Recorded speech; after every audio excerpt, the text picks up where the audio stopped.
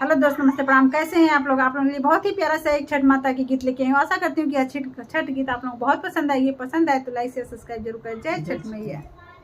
अचरा से रहिया बटोरली उठी के भोरे बीनु सार, उठी के भोरे बीनु सार। अचरा से रहिया बटोरली उठी के भोरे बीनु सार, उठी के भोरे बीनु सार।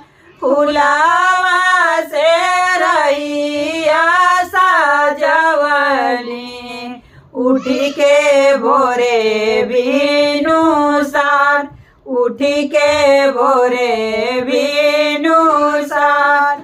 यही रहिया छठी मैया होई के डोलिया सवार, होई के डोलिया सवार। यही रहिया छठी मैया होई के डोलिया सवार, होई के डोलिया सवार। हाथा जोड़ी रोकबा डोलिया छठी मैया यार जहामार, छठी मैया यार जहामार। हाथ जोड़ी रोकबा डोलिया छठी मैया यार जहामार। सुना यार जहामार काया गुनाह कैली गोदिया नहीं कौलाल, गोदिया नहीं कौलाल। कवाना भरत तप करी भरी जाई गोदिया मार, भरी जाई गोदिया मार।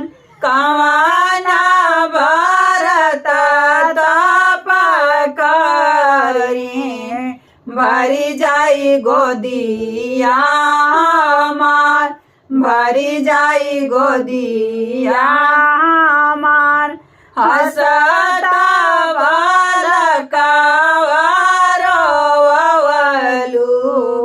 तिवाई आवा गुण तुआर, तिवाई आवा गुण तुआर। यतना आवा गुण तुई कैलू, यतना आवा गुण तुई कैलू। भरना गोदिया तुआर, भरना गोदिया तुआर। अब की छठ मैया दे दा गोदिया, दे दा गोदिया मेलाल, दे दा गोदिया मेलाल। यतना वचन सुनिल छठी मैया हस मन ठकाय, हस मन मुसुकाय। कार्तिक मास का छठिया भरब गोदिया तुआर, भरब गोदिया तुआर। करिया तू छठी के बरतिया गोदिया खेली है हो लाल, गोदिया खेली है हो लाल।